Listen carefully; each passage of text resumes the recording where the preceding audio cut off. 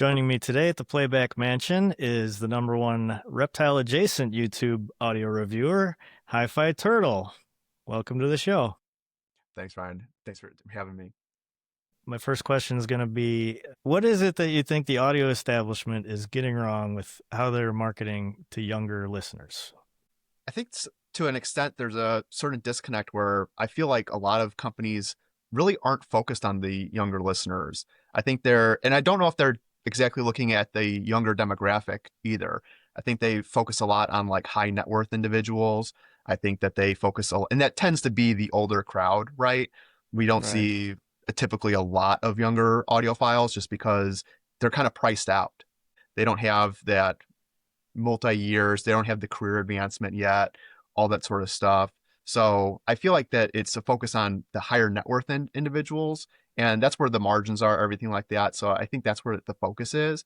And I would say that a lot of the times I feel like what's missing from the audio experience with audiophiles is the kind of experience, right? Mm-hmm. Like if I go to a hi-fi shop, there's some great hi-fi shops out there, don't get me wrong, but sometimes it can feel like a little stuffy.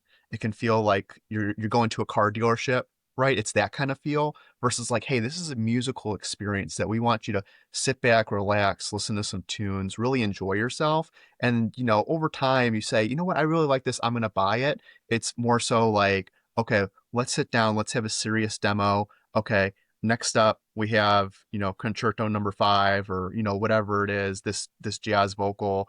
And there's certain jazz recordings that are great too, but it feels very stale and it feels very processed to where it doesn't feel like a true like experience for people. And I think that's why younger people also don't kind of seek out that experience. Yeah, that makes sense. Also, I feel like maybe they're tightening margins to keep those brick and mortar stores open. So just Mhm. maybe the people who were taking more time with customers just had to shut down eventually. So, what difference do you see between younger high end customers, even though there are few, and younger like mid-fi customers?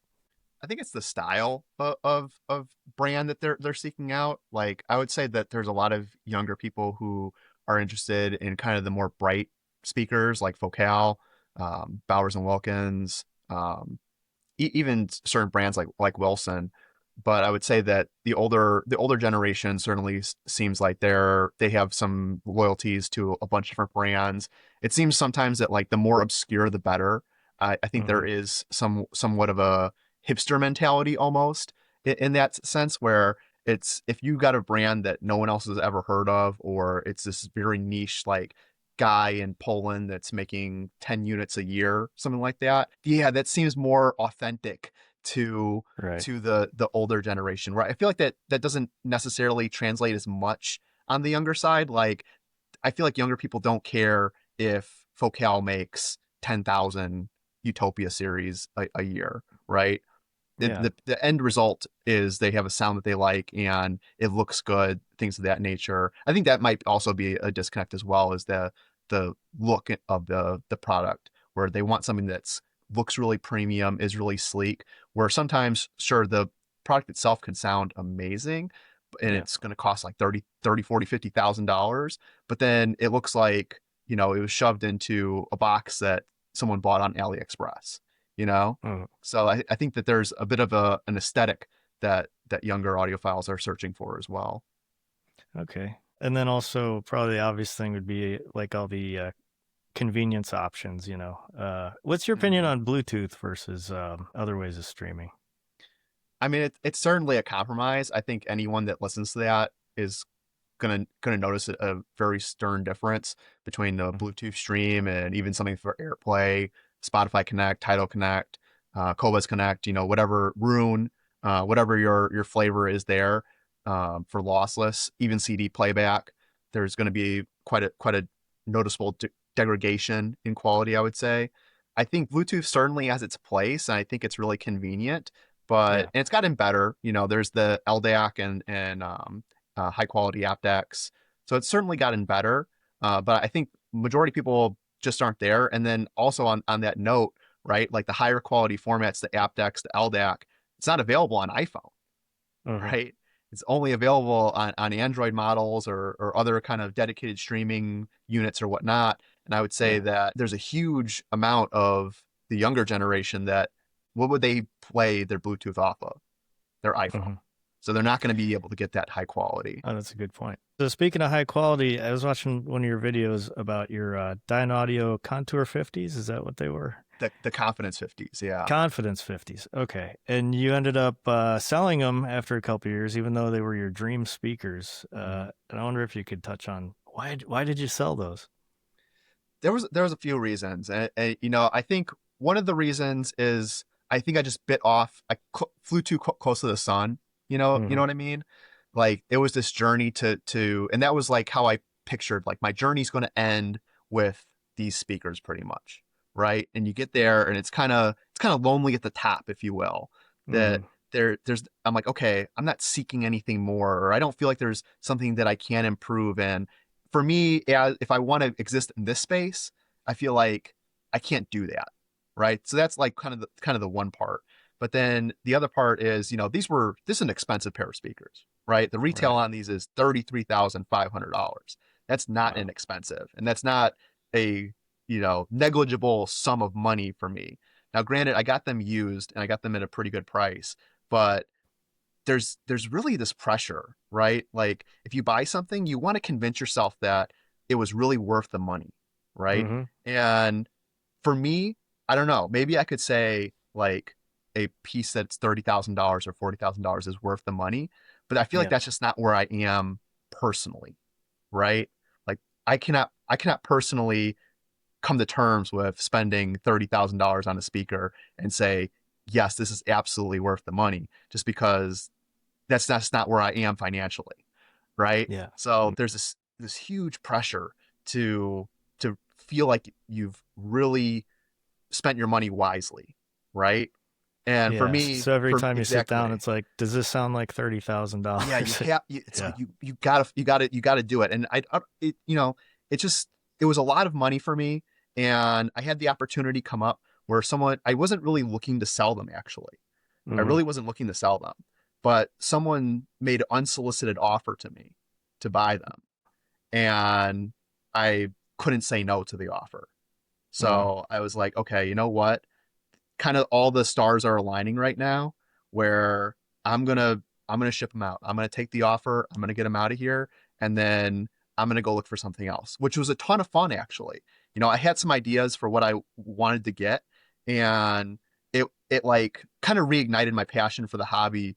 It maybe as sad as that is, like going shopping, like reignited my passion for the hobby.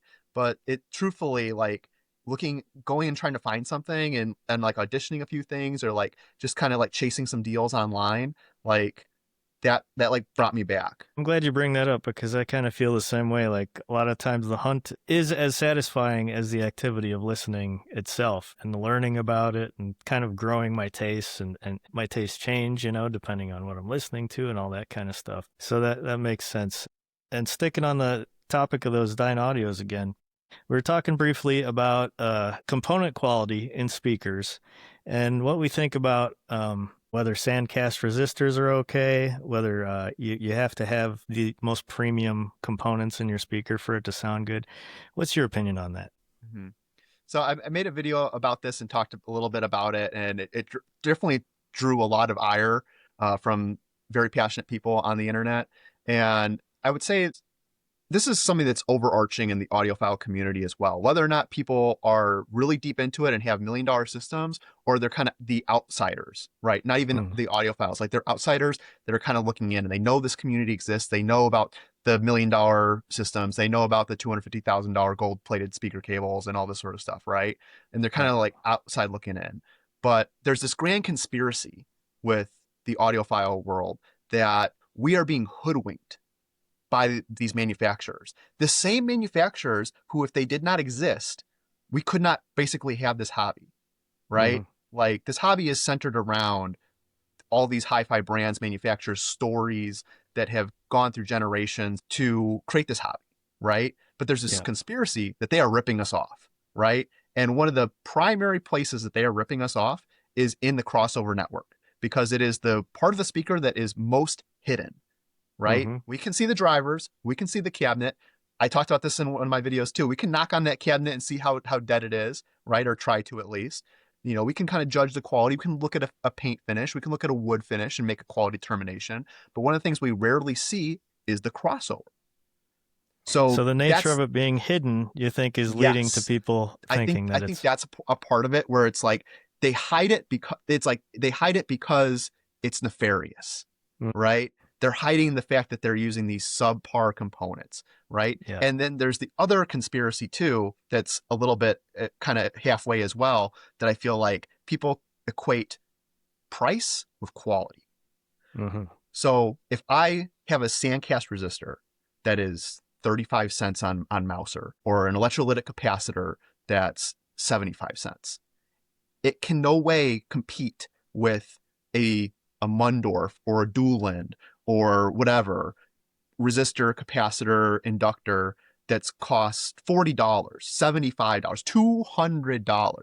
It can't compete and it can't be good because it's cheap, right? Mm-hmm. And I feel like that misses the point a lot, because you have to believe the conspiracy that these designers, the people that are building the speakers, the brands that you are trusting, that you love, are hoodwinking you and using these lesser quality components because they either think that you won't notice, or they're just trying to rip you off. And that I think that's certainly just not the case, right? Like if I go to a restaurant and I get something from a chef that I trust, or a restaurant that I love, like maybe they use a lesser quality meat, or I mean, even the instance like with fried rice, right? They use day old rice, at least day old rice, to make the fried rice. Is that because they're Yeah. hoodwinking me? No, it's because they have an intention in mind, and that day old rice is better for the actual dish than the fresh rice. Maybe that's kind of, counterclockwise for some people, but that's the reality, right? That's the Mm-hmm. recipe. That's how they make it. That's whatever, right? And you have to trust that process. You have to trust that chef. You have to trust that designer. Right. And if you don't trust them, I would say, go somewhere else, right? You Yeah. pick the if the chef, if the designer that's telling you, hey, you got to have the capacitor that's the size of a Campbell's soup can, and you got to have the resistor that costs $40. You can't have the sandcast resistor because that's crap. Then go to them, right? But don't go to the designer that's doing this and then say, okay, well, now I know better than you. I know all the measurements, all the things that you were trying to design for, all the CAD work, everything that you've done, all the simulations, all the finite element analysis that you've done. I'm just going to toss all that out the window and say you did it all wrong, and I'm going to tinker and do my own thing. There's certainly people that can tinker and want to tinker with their stuff, and I don't begrudge them for that at all. But I think you have to come to terms, and there's a lot of people, again, that are wrapped into this grand conspiracy that these brands are truly ripping you off, and that there's, and even the good crossover designers, when they're there and they're measuring and everything like that, it's like they've got a team of like 10 McKinsey consultants behind them yelling at them saying, hey, that's a dollar too much. That's a dollar too much. Get rid of that. Get rid of it. No, no, no. Sandcast. Yeah, and I think you really touched on a great point with what the designer's intention were, because these guys are spending a lot of time, and they're auditioning it to other people with different listening tastes and things like that. So I think just taking the blanket approach of throwing more expensive parts at stuff is kind of a misjudgment. But I think there is potential, if your speakers are 50 years old, and maybe replace a capacitor or something, or maybe if it's like a really cheap mass market design, I think there's probably some room for improvement. If it's like $100 or less than $200 speaker, something like that, and have fun with it, experiment with it. Just change one component at a time, or you're not going to have any idea what's happening. But I think those are good points, and that maybe we could have a little more faith in manufacturer component selection. I'll make one last point on that note. So with the Dynaudio Confidence 50s, like Dynaudio is really transparent with this. Like they put pictures of the crossover up on their product page, right? Mm-hmm. And this crossover is very simple. I think it's less than 15 components actually in the entire crossover, right? And there's a mix. There's some Sandcast, there's some Mundorf stuff in there. Again, it's a mix, but there's not very much there. And I think that people get lost and forget like what the purpose of the crossover really is. And Mm-hmm. yes, it's cutting the frequencies, it's adjusting the phase, adjusting timing, stuff like that. But why do we have to adjust for that, right? Mm-hmm. Because of the response of the cabinet and the speakers and kind of the whole package, right? So when you have a manufacturer like Dyne Audio, that they make everything soup to nuts, right? They're making the driver itself, and they're able to customize that driver very finely. Maybe they don't need a lot of correction because they've made the driver to a extent that it is almost perfect and just needs a little bit to get there, right? Or just needs a Mm-hmm. little bit of frequency separation. Doesn't need that much, right? I want to say that the brands that I see the most complex and the largest crossovers from are typically the brands where yes, they are able to make some customizations maybe from like C's or from ScanSpeak or these other manufacturers, but at the end of the day, they're using another manufacturer's speaker driver, right? So they're adjusting that for their cabinet and then the crossover. So they need to make many more adjustments because they're not able to finally tune the actual driver at the end of the day that much because they're not the actual OEM of that driver. That makes sense. One other thing I noticed, sometimes a manufacturer will create their own driver from scratch, and sometimes I don't like the way it sounds as much as their previous designs where they had been buying drivers from another party. Have you ever experienced that phenomenon?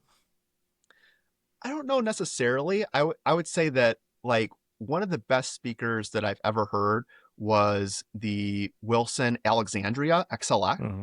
And that was like the last generation of Wilson speakers to feature Focal drivers. Mm-hmm. So now I think they're all ScanSpeak drivers, and they're customized in a certain way, certainly.